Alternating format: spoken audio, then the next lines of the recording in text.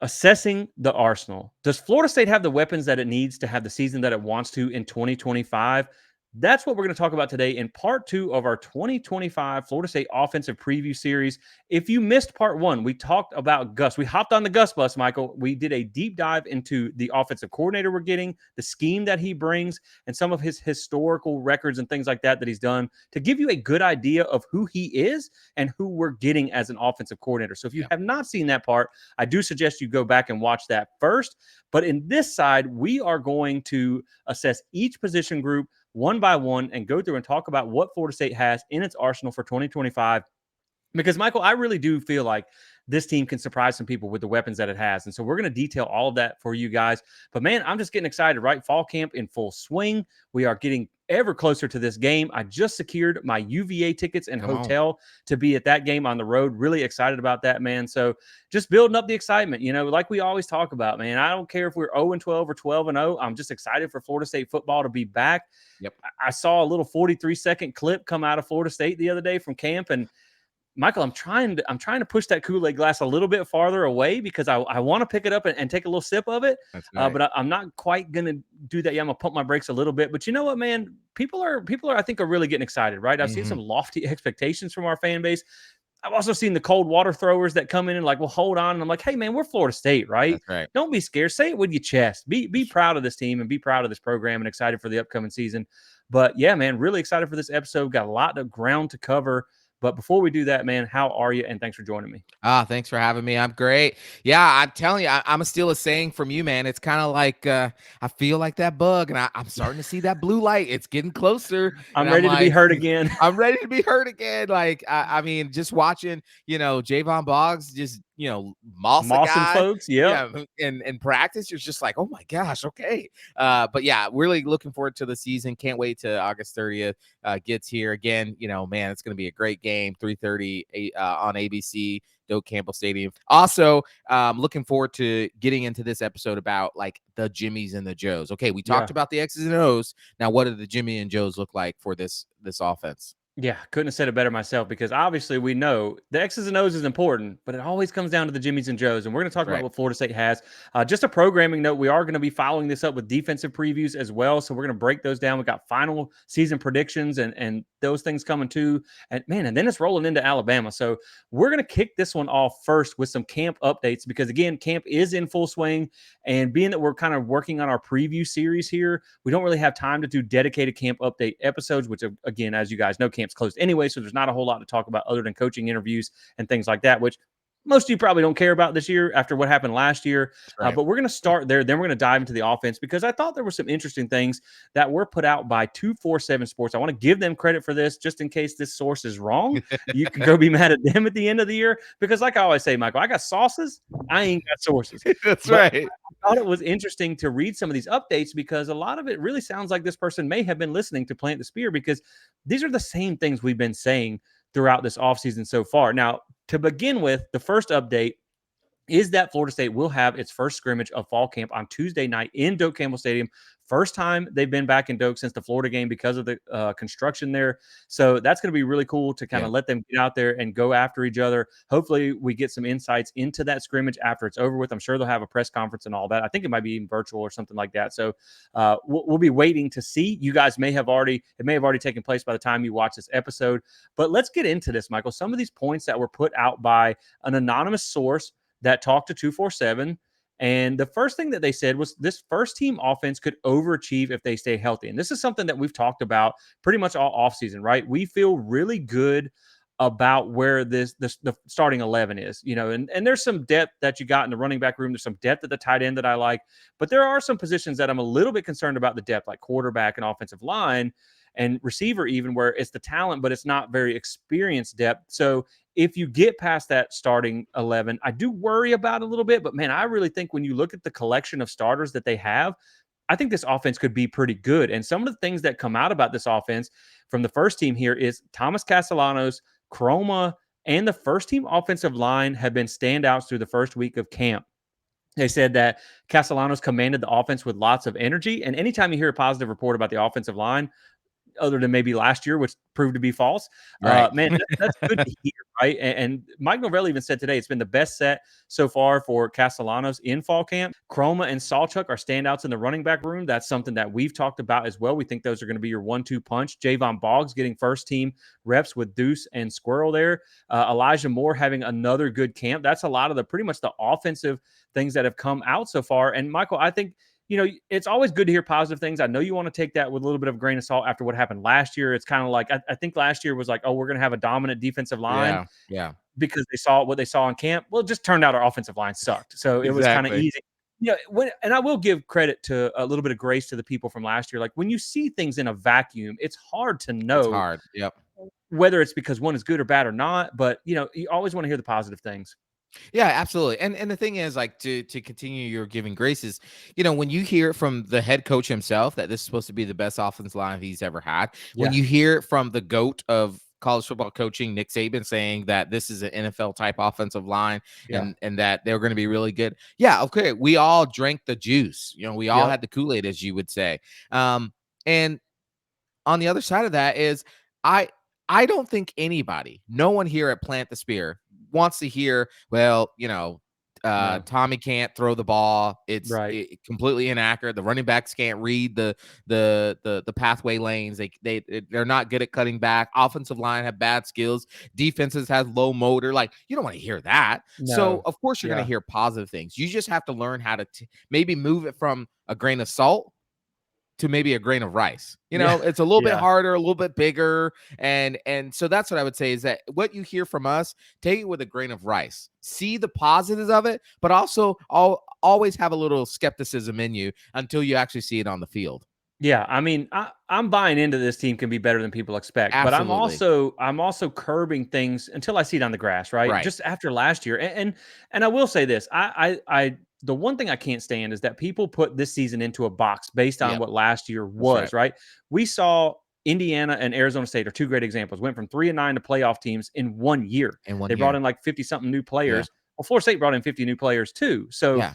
it's very possible, And or you it's not. asked Mike Norvell about I you did asked ask him him that about very that, and question. and he said he agrees with that, that every season should be looked at individually on its own right, because every team is different from year to That's right. year. Obviously, you have some holdover, but with the portal era, it's nothing to flip your roster, and so I don't think it's crazy to expect a completely different looking season when it's basically a completely different team, when you're talking Correct. about probably 16, 18 new starters, 7 of the 10 new coaches. Yep. So, yeah, man, I think it's not crazy to think you're going to see a different type of season, but I also want to see it first, right? That's I right. just want to be a little more precautious after last year.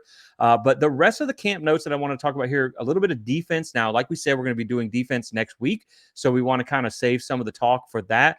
But Darrell Jackson looks great physically. That's what somebody said. We saw that at ACC Media Days. Michael's just a massive human He's being. huge. He's huge. I went to shake his hand and he covered up my whole forearm with just one hand. That was ridiculous. Yeah, and they're saying that really it's not that he's huge, he's carrying it well and he moves well for that size. Yeah. James Williams, high motor guy. Now they said he needs to get his pad level a little bit lower here, but I mean, this is the guy that, he's got a big motor. He's trying to take on that leadership role. He was excellent at Nebraska. I was watching some film the other day Yeah. against Colorado. Man, he's got a quick get off. Quick He titch. gets in the Yep. backfield quick. So that's good to hear as well. And I know they're pushing him because you've Yeah. heard Pot Roast on his That's behind. right. So they're pushing him to be a leader, to be a staple of that defensive line. It's just, can he? We got to see him transition into Right. that full-time Right. starter status. Jaden Jones emerging as a potential contributor is good news as well. That was a JUCO Yep. take a couple years ago. He has great size, great length. I was thinking he would be a contributor on that team last year, but had to deal with some injury stuff there. So it's nice to see him back in the rotation. The young pups, the Sear twins and Kevin Wynn, look like they're going to be contributors. I figured Kevin Wynn was, Yeah, because he's yeah. such a highly touted defensive tackle in a room that doesn't have a ton of depth. But to hear the Desir twins stepping up, I've heard they're just football guys, right? And that's good to add depth there. Jason Jenkins is on pace to be healthy by Alabama. Yes, cross your fingers for that. That would be a big boost. Tony White talked Huge. about him in the coach's luncheon, said, look, he's all of 6'6", 275 and a twitchy athlete. So getting him back for that game would be massive. Jeremiah Wilson has been a lockdown corner in camp so far. Love hearing that. That might be the biggest portal addition that they got this offseason, because you just Mr. Reliable on the outside. If that's what he can be, that would be huge for the defense as well. Earl Little Jr. projected to start at the Rover safety spot. not really news to us. Yeah. That's kind of what we were expecting, but it's nice to see that he took the step to put himself in position to be a starter, right? We saw him change positions after he kind of started slow last year, picked it up with the safety, but wasn't perfect. So now it looks like he has taken that step into 2025. So that's good to hear as well, because he's a physical guy, man. He's a talented player. And, the film that we saw out of the Alabama practice really kind of made your mouth water at what he could be. Yeah. And so it was Yeah. disappointing when he wasn't. So hopefully he gets back to his old form there. And, Michael, when we're on the subject of safeties, KJ Kirkland and Edwin Joseph are getting first team reps along with Conrad Hussey, my guy from a couple years ago, had a really good looking season as a freshman in 23. I was ready to throw his butt in the portal in 24, but it sounds like he's working his way back in. I almost forget he's even on the roster, man. Yeah. He's a really talented kid. But Michael, there's a name that I didn't mention in there that I think is the most interesting takeaway of everything we've talked about here. And that's Shaheem Brown is running with the second team right now. Of course, I want to say first, there could be some injury concerns, or Right. maybe he's banged up and just not able to go with the first team or something like that. But if it is strictly a performance issue, because we saw him look good in 23, we saw a kind of fall flat on your face performance in 2024. So they were going to have to push him to get back to his old form. Man, if he's not cutting it, I think the most interesting takeaway out of all this is this new staff is not giving anybody anything. You are Right. not here to start because you're the oldest, the most experienced, you played before. They're trying to put the best guys on the field to win games. And Tony White talked about in his presser where he was like, I forget the exact number what he said, but it's something like, you don't have this number of freshmen, like all conference players or all Americans or whatever he said, without putting some guys on the field, the That's best right. guys on the field, and just living with the mistakes. And That's so, right. if the veteran's not the guy that's cutting it, man, give me the best guy on the field. But again, I think it's interesting to see that they're not giving anybody anything. And I think if that goes for Shaheem, that goes for everyone on this roster. Well, yeah, absolutely. And we want to caveat that we don't know. It could be an injury. It could be Yep. just trying to slowly work him back in the rotation since he was limited in the springtime. But also, the way I kind of interpret this is like the coaches are sending a message, man. Like you're not, just because you're a vet doesn't mean you automatically get this starting spot. You're gonna have to earn it. You're gonna have to show up. You're gonna have to show up and show out. And if you don't, Yeah. we got people behind you that are ready to go that can do just as good, maybe even better than you can. Yep. And I love it. I love it because these coaches don't have time to play favorites, Exactly. play the game. They've got to win games, not play the Yeah. game. Alabama's on the schedule. It's coming. Right. You got to have the best out there. And I would rather take a young pup who's out there flying around making plays and maybe you make a mistake or two than Right. a veteran who's maybe loafing or some of the things that we Right. saw last year. And so that's just interesting to hear, man. Yeah. It's interesting. But I like this new staff and I like their approach to things. So, Michael, that was it from fall camp. Let's jump into this offense. And again, we'll do a little bit of a recap from part one first. But again, I recommend that you go back and watch that. But before we jump into this, Michael, let's bring you a quick word from today's sponsor, and that is Alumni Hall FSU. Look, this is the ultimate Seminole shopping experience. These guys have a rewards program called Hall Pass Rewards. Get points for spending money. They never expire. If you're balling on a budget, Michael, 2 for 38 tees. You can Come stock on. up and save. And of course, you're going to get 10% off with Code Spear as well. Free shipping on orders over $99. So, man, they got a ton of great gear. That's where most of my stuff comes from. Make sure when you go check those guys out that you save 10% with Code Spear. We appreciate them sponsoring us. That comes off your order online or in store, 1415 Timberlane Road in Tallahassee, or shop online at alumnihall.com. So, Michael, let's jump into this offense. Now, let's jump back to part one a little bit. We'll just give a kind of an elevator pitch on Gus Malzahn's offense here, just so you have a general understanding of where we're coming from. And I would have to say like this. Look, Gus is an experienced offensive coordinator. Yep. He's been around for a long time. That he can go get you 30-ish points, right? I think that's where you're at. It's not the most prolific offense, but it works. And I think that's the important thing. His career average as a play caller, OC, or head coach is 34 points per game. He's averaged 31.6 points per game at UCF there. He has scored over 30 points in 12 of 14 seasons as a head coach and 4 of 6 seasons. So basically, 16 of 20 seasons, he scored over 13 points. So, or excuse me, 30 points. So I think you can pretty much count on him to go out and get you 30 points. Now, the Yeah. main principles of his offense are downhill run game, vertical passing game, and tempo-based spread offense. That's the main concepts that you need to know. It is a run-heavy system, Michael, 60-40 run to pass, but the pass game must be a threat for the run game to work. And so that's pretty much the crux of what you're getting out of Gus Malzahn. And with that, we'll transition into the personnel that we're going to talk about. And obviously, we're going to start with quarterback here. Now, typically me and Michael like to say the offensive line is the most important position on the Exactly. field, because without the offensive line, the quarterback almost doesn't matter. And that's what Don't we saw matter. last year. But we will start with that position because it is big. And you got a new guy, Tommy Castellanos, coming in that hopefully can kind of reignite the spark of the Malzahn offense. And so I first want to start with just talking a little bit about Gus Malzahn's passing offense here, as we just kind of look at that setting up us going into the quarterback position here. So, Michael, it's not a prolific passing offense, right? He's only had one top 50 passing offense in the past 8 years. They average ranked around 73, around 223 yards per game there. So it's not a ton, but I think when you look at the career averages numbers, and we'll get into more of this later, it's a pretty safe bet that this offense is going to throw for somewhere around 200 to 220 a game. That's pretty Yeah. much what you're looking at here. So it's not really prolific, but it's a functional pass offense. And one of the things that I do think is good about this offense is it's not heavily reliant on the quarterback. Now, obviously, we've seen him adapt his offense over the years. You have Jarrett Stidham, who is more of a pure passer. You have a Cam Newton or a Nick Marshall, who is more of that more running dual threat guy. So he does tailor his offense to their strengths. But I like that it's not real quarterback heavy. So let's just say Tommy Castellanos is solid, but not great. Yeah. Well, you can still win some games. I mean, Nick Marshall was not anything special at quarterback. He was more of a runner than a thrower, and he was a converted DB, and he took him to a national championship game. So I do like that, right? It's not a great passing offense, but it also doesn't require you to have, Jameis or Jordan back there to be a functional passing offense. Yeah, absolutely. And I think this offense is really tailor made for somebody like Tommy. Yeah.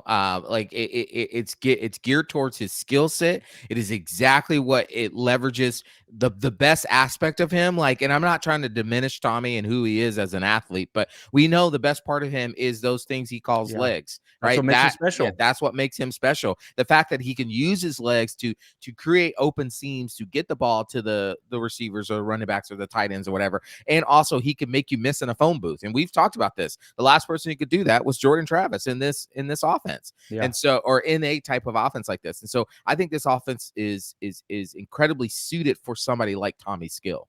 Yeah, and over the course of his career, they throw it about 28 times a game, which is Yep. what I found. So they're still going to throw the ball. Don't get me That's right. wrong. They're going to try and push it vertically, but again, it's not something it's not an air raid offense by That's any right. means. And so I think, like you said, man, this offense is tailor made for Thomas Castellanos. And so I think really when you insert him into this, one of the things when we talk about the run game here with him, I think he is probably the closest thing to Nick Marshall that Yeah. Gus Malzahn has had since Nick Marshall. That's right. That's And right. so I envision him being used primarily like Nick Marshall was. I mean, you got 1,000-yard rusher there.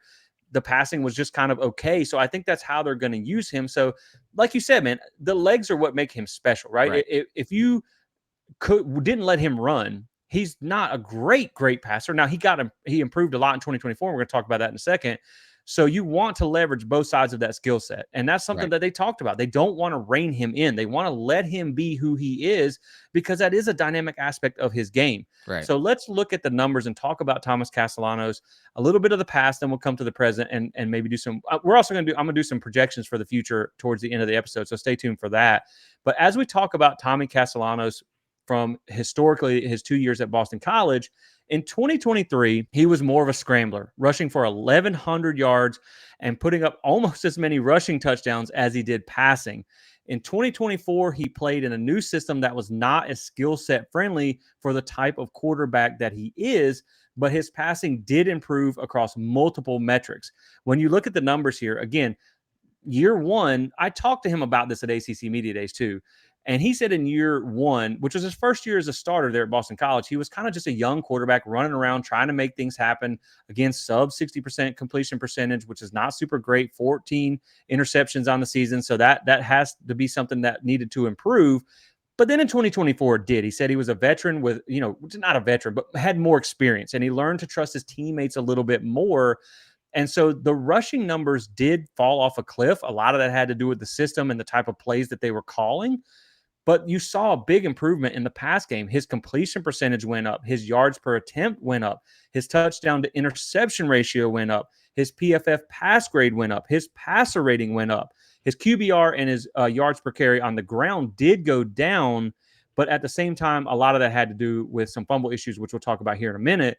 But man, again, this is a quarterback who can rush for 1,000 yards, and there's not many of them out there, Michael, that can do that. But you also have a guy that saw a significant uptick in his passing in 2024. Right. And really, when I look at him, I think if you can get the pass game of 2024 with the run game of 2023, he's going to take this offense as far as it wants to go.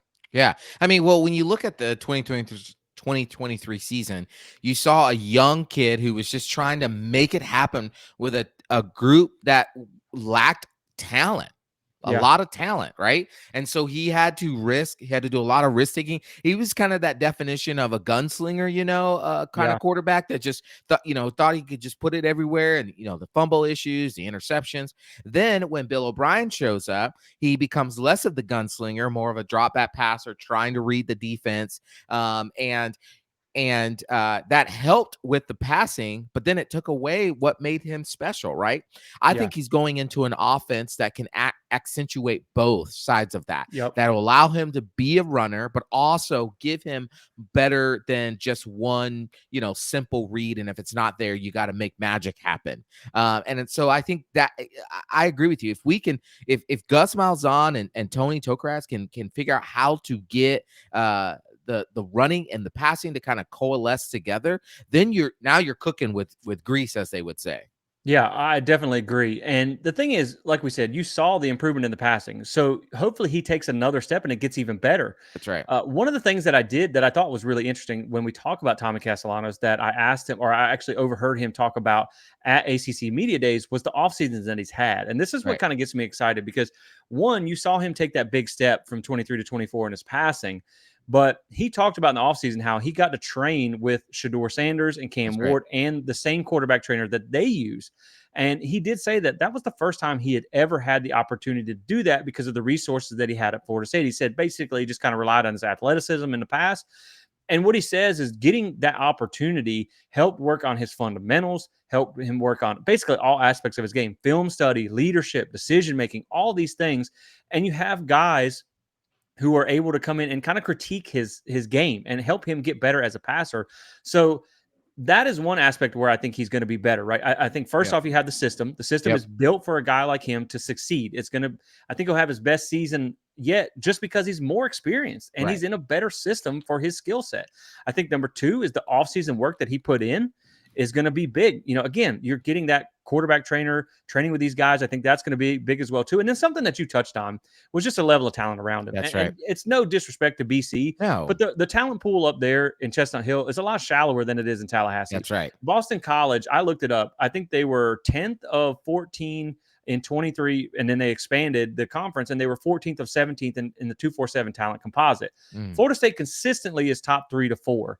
So you're just going to have more weapons around you. And the more weapons that you have, Michael, obviously means people can't just sit back and key in on him. Correct. If you key on him, you're creating a mismatch somewhere else. That's right. If you're keying in on Squirrel White or Deuce Robinson or one of these guys, well, now you might just leave a gap for Tommy Castellanos to do something. That's right. And so I just think having more points to stress the defense will ultimately make him better. Yeah, absolutely. I mean, he even said it himself, like this is the best level of talent he's ever played with.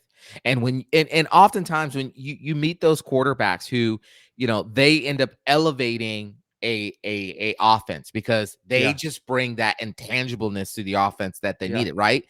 I think this actually might work the opposite way. I think Tommy is talented, but I think the level of talent that he's now getting to be able to play with this season will actually elevate his play. The other way around, because now he is going to be throwing to guys who could potentially be on NFL rosters. So he's going to have the kind of talent that can elevate his game to another level. And I'm excited to see what that could look like. Yeah, I agree. And I think it's just going to make, like you said, the talent around him will make him better. And I think he's good enough to really take advantage of that, right? That's so I'm excited to see what he can do with that because, it's like the joke I always make, Michael. I'm like, name me one Boston College receiver and he didn't have Zay Flowers. That's and right. most people just kind of go, You're right. I can't name a single one. And so That's like, right. I mean, I know That's like right. I can tell you like Lewis Bond or something like that because Yeah. I've covered, scouted for them before, but it's just going to be a whole different level, right? Right. A whole different level across the board, the offensive line, Right. the running backs, and everything, the weapons that he has to work with. Now, if there's one thing that I really like to see him improve on is ball security. That is Yeah. the number one thing I think that he needs to improve this season. The 14 interceptions year one, combined with seven fumbles, that's 21 turnovers in year one. That's not great. Maybe you chalk it up to a little bit of a young quarterback, and then you see the improvement in year two. But here's the thing: he threw six fewer interceptions or eight fewer interceptions that year, but he played in five fewer games, really five and a half, That's because he right. got yanked at That's right. halftime of Syracuse. So he was really kind of on par there to kind of have about 12 or something like that, about around 10 interceptions or so, if you just kind of use his averages there. But the concerning thing for me, Michael, is he also had the same number of fumbles in 24 as he did in 23 in five fewer games. There were three Mhm. games last year where he turned it over three or more times. One was a four turnover game, and they lost all three games. You just cannot give the ball away that many times. So I do think he's gotten better. I am excited to see where he's at, but I think the number one thing I would like to see him improve on is just ball security. And I'm Yep. sure that's something that they've worked on. They preach it in this offense with Gus Malzahn, but that's the one thing more than anything else, you got to clean it up. You don't have to be special at quarterback in this offense, but you can't give the ball away. Yeah, absolutely. I mean, ball security is going to be a top priority. You're already coming in with one hand tied behind the back, so to speak, but going against Alabama because they have Boston College to Florida State is a massive talent gap. From Florida State to Alabama, that's another talent gap. And Yeah. so you're already coming in with one hand tied behind. You don't want to tie the other hand behind your back when you're turning the ball over. You're being loose with it. You're being careless with it as well. So he's going to really have to shore that up, meaning making right reads, not trying to force stuff, but also when he's scrambling, when he's running around there, tucking that ball high and tight as they teach you, high and tight there, Yeah. to make sure that he's able to cut down on those turnovers so that then they put the offense in better position to actually, score points, which is what they need to do. Yeah, and don't get me wrong. When you carry the ball 100 times a year, there's going to be some fumbles, right? Right. It's just going to happen. But it's just the pace that he was on. He had 7 in 23 and 7 in a lot less games in 24. So that's something that has to get cleaned up. But Michael, one other area of his game that did improve greatly, which I was really happy to see, because we hear Gus Malzahn repeatedly talk about you want to push the ball down the field vertically. And really, when you look at his downfield passing, you saw a massive improvement. And so Yeah. that's what we want to talk about real quick here. I'm going to throw a slide up. I'm going to make this make sense for those of you who listen in podcast only form, audio only here. So what we're looking at here is a downfield passing chart for Tommy Castellanos, comparing 2023 in the gold boxes to 2024 in the garnet boxes here. Now, when you look at the short passing, which is 0 to 9 yards, he stayed pretty consistent there, but the numbers were pretty good. 76.8% completion percentage, 7 touchdowns, 2 picks last year compared to 76, 7, and 1. That's pretty much on par there. But where you saw the massive jump was that mid-range passing, which is 10 to 19 yards, which is a really big part of the Malzahn passing offense. He saw a 15% improvement in mid-range passing completion percentage. He saw a 50-point improvement in mid-range passing PFF grade, went from 3 touchdowns and 8 interceptions all the way to 5 touchdowns and 0 interceptions. That is a Wow. massive improvement in that mid-range pass game. So that's huge to see, knowing where this offense that he's going to be playing in likes to throw the ball. The other area that saw a big uptick was deep passing. Not quite as big as the mid range, but it definitely improved here. You went almost 10% up on your completion percentage from 30.8 to 39.4.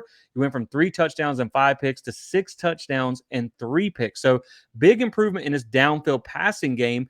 And some of you might be, maybe you don't know what those numbers make sense in far the grand scheme of things. So what I did was I paired it up against Jordan Travis in 2023, a quarterback that led you to a 10-0 record before he got injured. So when you look at Jordan Travis, his short passing game, the completion percentage, 76.7, 4 touchdowns, no picks. You are right there. Actually, in 2024, Thomas Castellanos was 0.1% better. Now, when you look at the mid-range passing here, Jordan was at 54.7%. So just slightly above Thomas Castellanos there. 10 touchdowns, 1 pick. So obviously Jordan was just throwing a ton of touchdowns in the midfield range there. Uh, but when you look at the deep passing here, Jordan had a 31% completion percentage. Now, to be fair, we dropped a lot of passes. So That's that right. really kind of drug his average down there. But Thomas Castellanos was above that, 39.4%. And Jordan had 3 touchdowns, 0 interceptions. And Tommy threw 6 touchdowns, 3 interceptions. So, man, the point I want to make with this, when you look at this slide, right, is he took a massive step from 23 to 24 in that downfield passing game that Gus Malzahn likes to push the ball vertically with, stretch that field vertically. So I think he's going to be very serviceable in this range of being able to throw the ball downfield, and he's on par with what we saw with Jordan in 2023. Now, you had some really good receivers there, which is kind of similar to what you got this year. Some guys who can run out there and some guys who can go get it. So we'll see how the receivers and all that work with him in this offense. But man, to be on par with where Jordan Travis was in 23 and to take that big jump, if he can take another even small jump, Yeah. people really like to say things about Castellanos passing, right? And maybe he's not a good thrower of the ball. I think he's a lot better than people expect. And I Right. think he deserves credit for that. Well, again, you have to talk about how the offense is designed for the passing game. In that Bill O'Brien offense, he was able to kind of show off and improve that down the field passing. In the prior offense, it maybe wasn't as predicated to him to be able to do so. So that's one credit we do have to give Bill O'Brien, is that he was able to kind of show off some of that arm strength, some of that ability to read the defense. Well, in this Gus Malzahn offense, which is, again, we're going to say for a 5 billionth time, is catered to a player like Tommy Castellanos. Yeah. It's going to accentuate his throwing ability. He's going to, obviously he's going to have a lot of the behind the line of scrimmage throws, the small, the short routes, and then of course the deep routes. And so I think you're going to be able to see, my hope is, let me just say that, my hope is you'll be able to see, Gus take advantage of, okay, these are the things that Tommy's do well in the passing game. Let's make sure we leverage that. And Gus has always been really good. One of the credits when you talk to other coaches is he's always been really good about finding how best to utilize each player, including the quarterback. Yeah, and when you talk about his passing offense, 58.5% at UCF the past 2 seasons, almost 60% of the passes fell between 0 and 19 yards. Mm-hmm. Now, like you said, the mid-range was a little lower than that 0 to 9 yard range, so but combined, that's almost 60% of the passes. That's so right. to see him make the jump in those areas and be proficient, that makes you excited about what he can do for this pass game. And the thing is too, Michael, when you watch him on tape, like, he doesn't have the strongest arm, but he's got some arm talent, man. I mean, That's he right. can throw from different. I'm not calling him Cam Ward, right? Yeah, But that's something yeah. that Cam Ward was really good at. It was changing his arm angle to fit it in windows and things like that. And some of the tape was against us where he was doing this. But man, I mean, he can throw it over the top. He can kind of drop to that sidearm release. Right. He's probably not going to be throwing many 50-yard bombs because he's not really super accurate down the field like that. But man, I think if he just cleans up a few little things, and that may come with the mechanics and the things that he's working on this offseason, I think he can be a very serviceable passer in this offense for what it's going to ask him to do. Again, he's not throwing the ball 40 times a game. Right. You're looking 25 to 30 tops. Right. I think he will be good enough. I think he will be functional enough in this offense to be a good passer, a good quarterback for you from both aspects, the running and the pass. But there is the what am I trying to say here? There is the notion that maybe it might not be great, right? Yes. I do want to put that out there. I want to couch that a little bit. Not that I don't believe in Tommy, because I do. It could not look great at the same time, right? That's right. Yeah, I mean, listen, when you go get a transfer quarterback that hasn't developed in your system, right, and you're bringing him in for a 1-season rental, it's a coin flip. It's a coin flip. That's what it is. I mean, DJU was a coin flip last year. We were banking on the fact that DJU might be the Oregon State quarterback that we had seen, not the previous Clemson year that he was terrible. And we got worse than that. We got worse than the Clemson year. I mean, I think my grandma, who's in heaven right now, could have had a better QB season than DJU did, right? And so with Tommy Castellanos, which version of Tommy are we going to get? And remember, again, he is in an offense that is catered and made for, tailor-made for him, right? So you have to understand the situation and the time and everything else around him. You're banking on the fact that Tommy is coming into a more talented team, better coaching, better overall scheme system, tailor-made for him. And that's what you're banking on, but it's still going to be a coin flip on what you're going to get. Exactly, because he wasn't great at Boston College. And so you're hoping he takes that next step. But I think it's just more like we're saying that we believe in what he can be in this offense with these pieces around him, with the offseason that he's had. But again, there was a little bit of mixed reviews when you took Tommy Castellanos because he's had mixed results on the field. And so, but God rest her soul to your grandma. She probably moved better than DJ you did too, even now. That's true. So, but that's it for Tommy Castellanos. Let's talk about Michael. Of course, if something were to happen and you had to bring in a backup, I think first off the bench is obviously going to be Brock Glenn. Yeah. Now, hopefully he performs better in this system because he is a mobile guy too. He does effectively use his legs. But to be frank, Michael, look, I love Brock. He's great for the program. He's a FSU guy. He loves the coach and the players and his teammates, all that stuff. He's got to get better. He Yeah. just Yeah. has to get better. Career sub 50% completion percentage, and he's thrown more picks than touchdowns in his first 2 seasons. So got to get better. But again, like we talked about, this is an offense that's not asking a ton from the quarterback. It's more running. You're looking, 5, 6, 800 yards on the ground.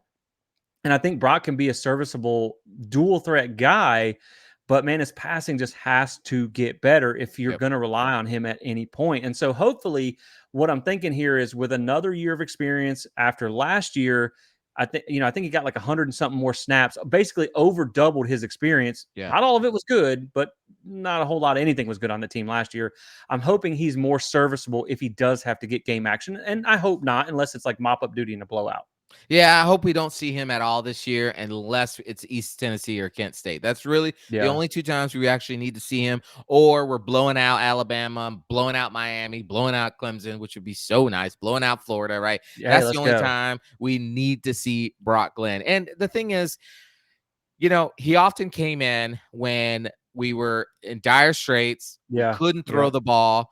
And when he came in after Jordan got injured, we really couldn't throw the ball. Like, he wasn't equipped to throw the ball. So we had to resort to the running game. Well, last year we couldn't even run the ball. So therefore he couldn't even mature in his passing game. Right. And so you got really, and again, I'm not trying to take the blame off him. You got some really bad throws because you had some really bad reads. You had some really bad reactions.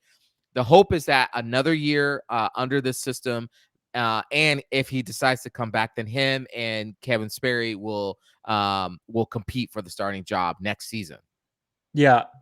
And I think that's a great point. The first thing you want to say is Brock Glenn has been put in some unreal, unfair situations. Yes. And he's been asked to work miracles as a freshman and as a sophomore. Yes. And so hopefully he doesn't get put in that situation this year. Hopefully he improves in the offseason. We saw he got the turquoise jersey in tour duty. So hopefully he has a better year. Now, as you mentioned, Kevin Sperry, the kind of freshman phenom here that we've heard about with camp, really kind of elite athleticism, able to push the ball down the field and already has kind of some moxie and a good understanding of the offense. I hope we see him early on in the East Texas A&M game and the Kent State game. I'm sure they're going to try and preserve his red shirt if possible. So, you get 4 games now. And obviously with the bowl, I don't know how much NFL prospects that Tommy has, so he should probably play in the bowl.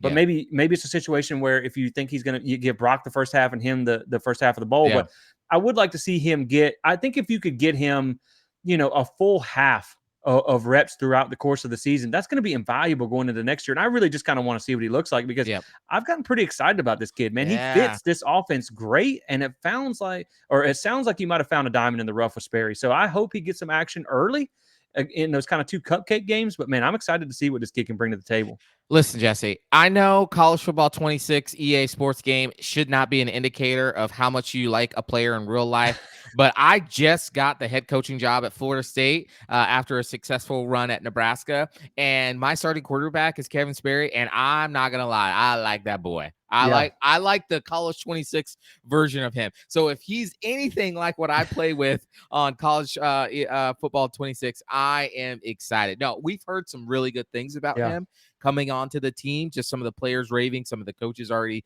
like identifying like he's got that, that what for it, and he also is a quarterback who said yes to this type of offense, right? Which means this is an offense he feels incredibly comfortable with. So the more reps he gets in what I'm going to call a safe environment, and by safe environment, I mean he's not starting at Alabama. He's not starting at Clemson, right? But he is actually getting good reps against, the first team of East Tennessee or East Texas A&M or Kent State. He's coming in because we walked into Carlo Finley Stadium. We're up 52-0, and he's coming in to play there. Like, that would be nice. That's where we want to see him develop in. Right. And I think that's big because even an East Texas A&M or Kent State is going to be better than your high school Correct. competition. So you have a Correct. chance to kind of accurately gauge him there. And that's one thing that we've talked about before, where with Florida State struggles sometimes, you really never got into garbage time to develop these younger quarterbacks. That's And so right. if you can get a couple games like maybe a Wake Forest, the Kent State, maybe the bowl game where you get into garbage time, just having that game experience under live fire is going to be huge going in the future. Because man, I think this kid might be your starter next year. Honestly, Yeah. if I had to pick right now, if I had to put money on it, I think he'd be your starter over Brock Glenn.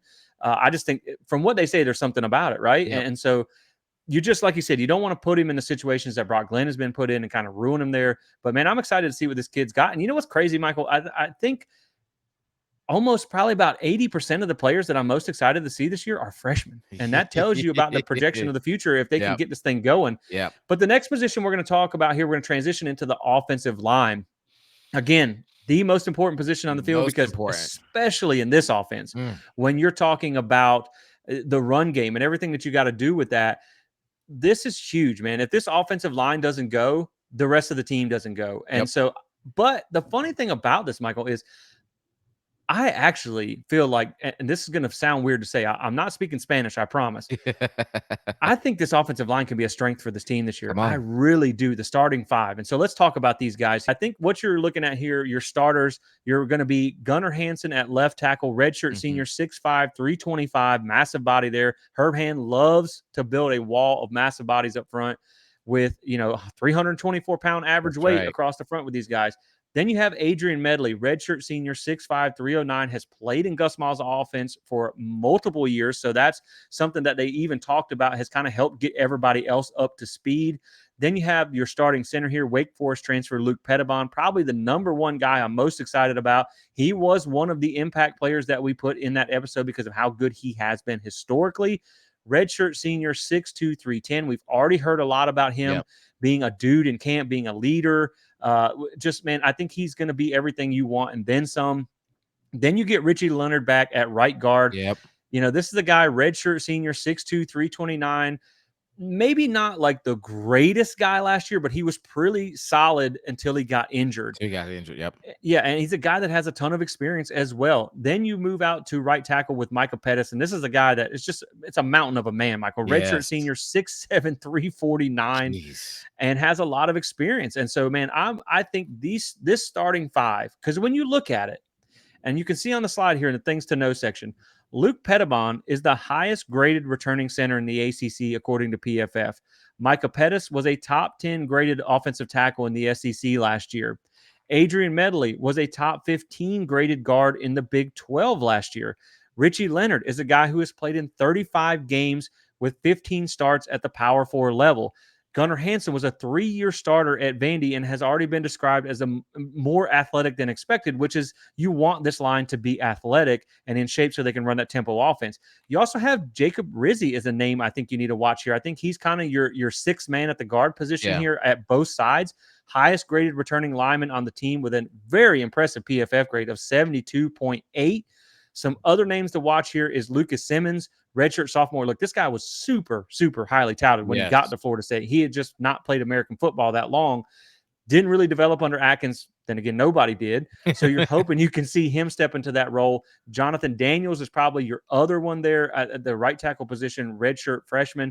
And Andre Otto, who we did see get some work last year, more at the guard positions, will probably be your backup center. But what I like here, Michael, a lot of experience, man. These are all upperclassmen, redshirt senior across the board. Combined starts, 129. Oof. This is an experienced group. You have a new coach who is more proven, 25 years of experience for Herb Hand, and he has produced 38 all-conference linemen. So, man, every lineman's over 300 pounds. As I mentioned, you have a combined weight, an average weight of 324 pounds. The thing, I think, Michael, when I talk about this group, look, the main concern I have with them is when you get to the depth, right? Because Lucas Simmons hasn't really played. Jonathan Daniels hasn't really played. Andre Otto hasn't really played a lot of center. Can he snap the ball effectively? I feel good about where Jacob Rizzi is. But we also heard Herb Hand. We talked about this last episode. He's a ride or die guy, is what he said. He believes in rolling with a starting five, and he does not believe in just rotating just for the sake of rotating, which is what we saw with Atkins last year. And it would drive you crazy to no end because you couldn't build continuity. So if this starting five can stay healthy, man, I feel like with the experience, with the size, with their history of what they've done, I think this can be a strength of the team. And it feels weird to say because Florida State's offensive line has not been a strength for the better part of a decade. Oof, for the better part of probably more than a decade. I Yeah. mean, this has been the problem at Florida State for the longest of time. But man, let me tell you, Jesse, when you have a good offensive line can take a pedestrian quarterback and make him look elite, right?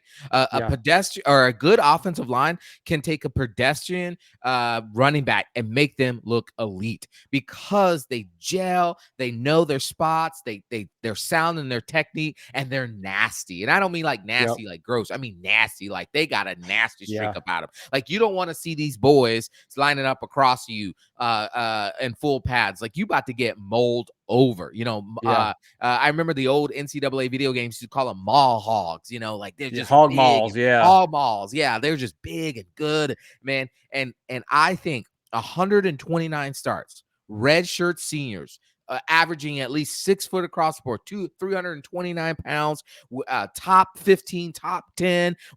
Micah Pettis at right tackle there, probably one of the best tackles coming out of the SEC there. You got Luke Pettibon, you got Gunnar Hansen.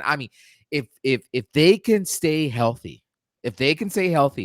they are going to be key 1A to this offensive success this season. Now, obviously, 1B is the trigger man, but 1A has to be this offensive line. And I am so glad that Alex Atkins acted himself right on out of here because we weren't Exactly. developing anything. And Herb Hand has been Gus's right-hand man to, no pun intended, to develop that offensive line. And I'm hoping he can recreate that magic right here at Florida State with these guys. Yeah, and they put together some good offensive lines, and now you have some good pieces to recreate another good offensive line. And just to give you kind of an idea of some of the upgrades you're looking at here, when we talk about Luke Pettibon versus who he's replacing, you talk about this all the time in baseball, the The wins above war. replacement. Yep. So over the last 2 seasons, Maury Smith, your former starting center, allowed 37 pressures in 860 snaps. Luke Pettibon allowed 15 pressures in 882 snaps. Wow. And newsflash, they're playing in the same conference against the same teams. Yep. So you're getting an upgrade. You got some real dudes on this offensive line, man. You got some neck beards on this offensive line. The last dude we had with a neck beard was Dylan Gibbons, who was out here just bending face masks and things like that. So I'm really excited about it, man. And again, to drive home the point of how good they can be, we talked about this a little bit in part 1. UCF put together one of the best offensive lines as far as the run game goes last season. So when you look at this offensive line here, this chart that we're putting up here, this is kind of a quadrant graph here, college football's best run games from 2024. So when you look up, that is more indicative of running back ability, which is why you see Boise State up top with with Genty. But when you go kind of out to the right side of this, that is the yards before contact. That is what they call O-line yards. Yeah. And that is an indication of basically your offensive line is winning at the point of attack, which is something that Herb Hand preaches to eliminate negative plays. You see a lot of these teams jumbled up, and then you see UCF kind of on the island out here to the right. So they were literally the best offensive line as far as O-line yards in the country last year. Yeah. And so, man, this is something that I love to see, especially in that run-heavy offense. The one thing I do want to say, man, is it's not all perfect, right? I know we're wearing the garnet glasses a little bit, right? And we're trying to paint this and be positive. It's not all perfect, right? There is some things that I do worry about a little bit with this offense. I was looking up Gunnar Hansen. He had a pass block grade of 4.8 against South Carolina. Michael, I honestly didn't know they went that low. I didn't even know that either. Wow. I didn't know that was a thing. Like red is low. This was magenta. Black. It was bad. It was terrible. But I think, man, I do think he'll be solid. Yeah. But if there's one lineman that I'm worried about a little bit, it's him at the left tackle position because he did have some inconsistent grades there. But man, he only allowed, he allowed 18 pressures, but only 1 sack last year, which was still better than Darius in 24, which is not hard to do. But he gave up 22 pressures and 7 sacks. Now, of course, Pavia there at Vanderbilt being a mobile guy is a little bit of a factor. But historically, we think of Herb Hand and Gus Malzahn run game. Right. But when you talk about the passing, his average under Herb Hand, the pressure rate that quarterbacks face behind a Herb Hand offensive line is 28%, which is down from 38% under Alex Atkins. at FSU. So you're getting a 10% reduction in your pressure rate. And I want to say last year, all three quarterbacks that you used were above 40%. So Wow. Okay. not only do they run block better, but man, they are much better at pass protection too. So Yeah. and I think the importance of this, you guys have heard me talk about this before. When Florida State runs the ball for over 100 yards a game under Mike Norvell, Come on. they're 30-16. Come on. When Florida State is held under 100 yards rushing under Mike Norvell during his tenure, they're 3-11. Jeez So Louise. you can see how important it is to hit that 100-yard mark. Yep. Newsflash: the only two games we won, I think our first game that we hit 100 yards last year was Cal, the Let's one game go. that we won. Mm-hmm. And so when you look at UCF, they were held under 100 yards twice in 4 years with Gus Malzahn. Michael, Florida State was held under 100 yards rushing 11 times in the past 2 years. That is abysmal. So when I look at that stat, man, it 7 of the past 12 seasons since Gus became a head coach, they've averaged over 200 yards per game rushing. His Yeah. career average as a head coach is 225 yards per game.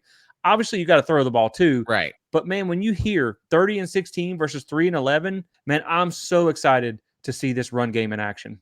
Yeah, and everybody understands. If you know anything about football, you know the run game helps predicate the game itself, because you can slow down the game, you tire out the defense, and that's one of the things that Gus Malzahn loves to use with the run game is the tempo. If you pair a dominant run game with a electric pace of tempo, you're going to wear that defense out, that by the fourth quarter, they're going to be the ones loafing. They're going to be the ones that are not making tackles. So it becomes really important for that offensive line to have, at the very least, the run blocking down so that they can run the ball. Because, I mean, pass blocking is, 3 seconds, maybe 4 if you're a really, really good offensive line.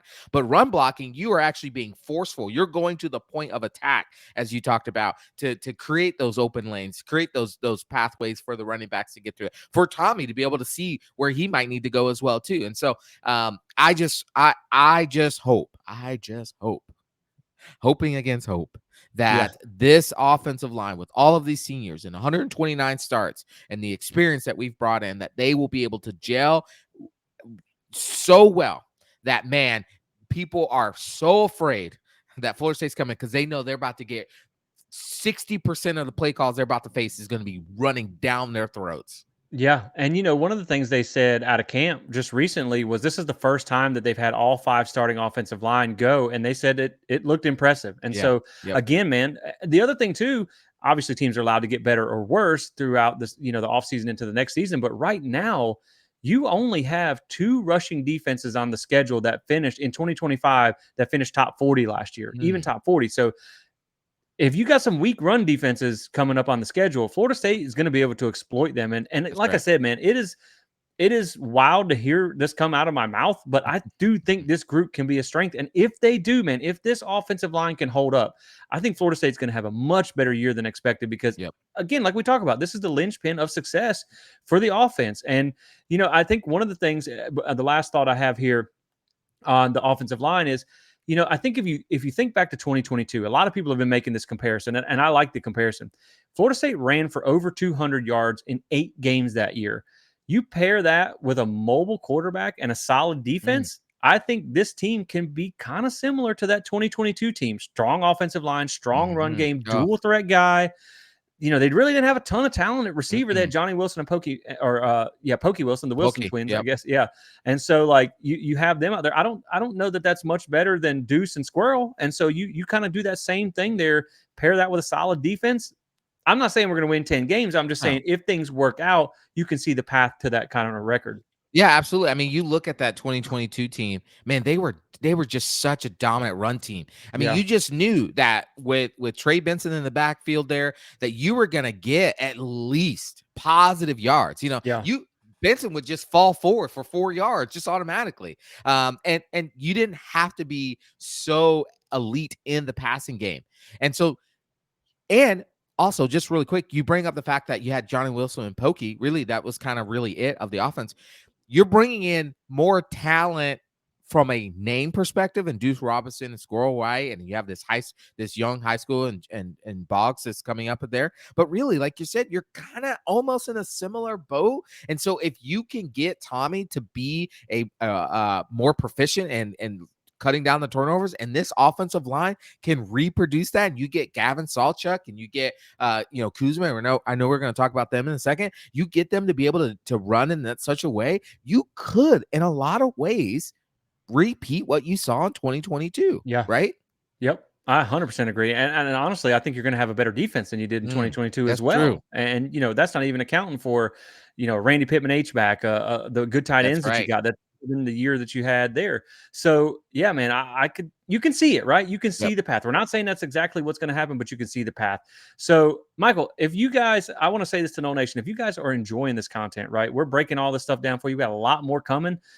There is no better time to drop a like and subscribe to stay connected. And if you guys feel so inclined, we love having the PTS family. Guys, we have grown significantly, and we Yes. want to just say thank you for that, right? We have, I think I was telling you earlier, we got over 300 subscribers in the last month. So shout out to all the new family members, shout out to our OGs, shout out to our members who have taken that extra step to help support the channel. If you guys are interested in that, you can hit the join button, the subscribe button, and just kind of it's one low fee every month. Look, our goal when I started this was to never put our content behind a paywall. Everything we do is 100% free. We're not like the paid sites.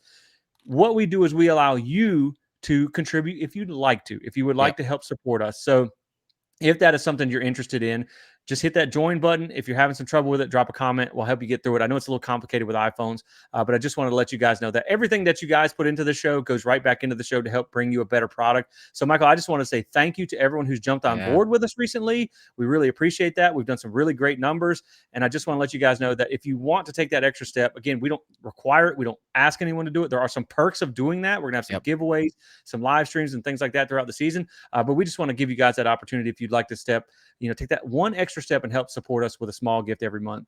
Yeah, absolutely, man. It's great. And as Jesse just said, we don't get it. I don't get it. I do this for free. Jesse does this for free. All of it goes right back into making Plant the Spear even more accessible for the fan, because this is a fan site run by fans who love this university.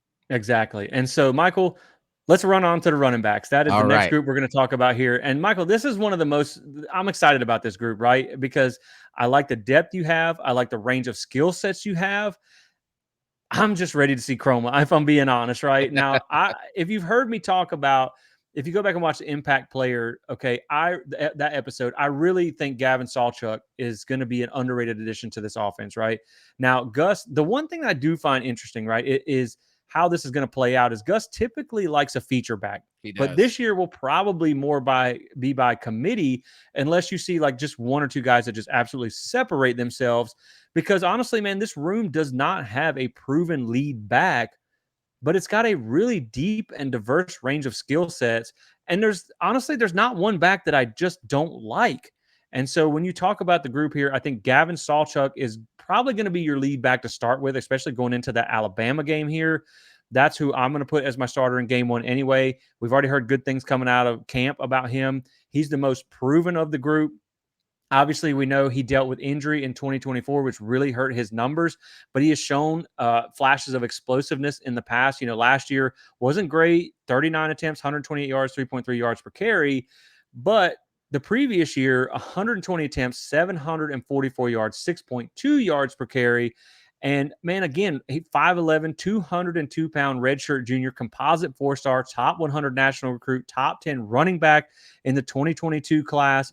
He ran for 107 yards and a touchdown, averaging 7.1 yards per carry against Florida State in that bowl game in 2022, kind of his coming out party.